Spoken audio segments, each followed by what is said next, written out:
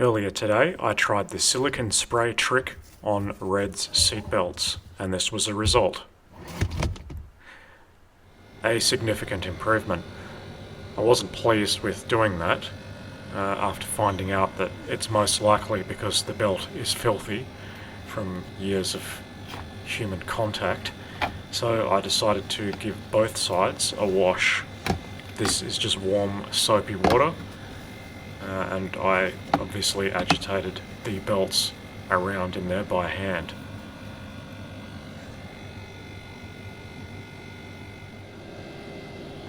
And I'm allowing them to dry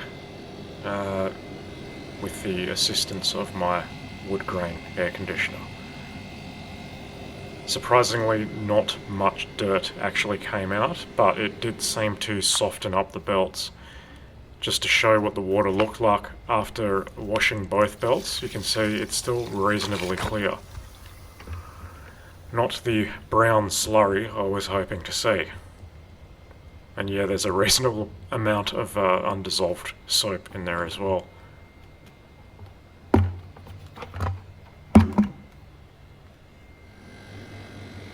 So let's see what that behaves like after it's mostly dry. You can see already it's a lot softer.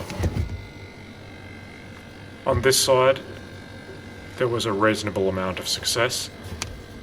I would say it's marginal. It's probably on par with my blue-black car now. Hopefully, if the inspector is not too anal, this would pass. I still have the option of reapplying the silicone spray as well. I may well do that tomorrow after I've allowed it to dry overnight.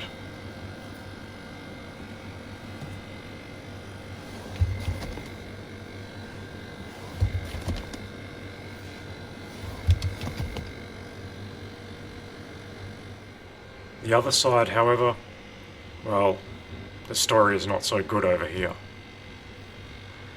I washed the belt exactly the same, but unfortunately it's still a bit floppy.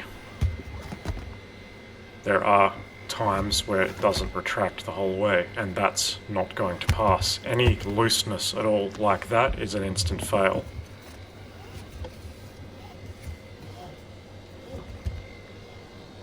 I may give that some more exercise tomorrow. Obviously, I still have the option of applying the silicone spray. We'll see how that turns out. And there are some adjustments in the service manual you can try to assist the retraction of the belt. So I'm just going to leave it for now. I'll leave them to dry completely and have another go tomorrow. Out of interest, as of September 1990, they did actually lower the plastic rivet in the belt so the buckle sits lower, and that assists greatly.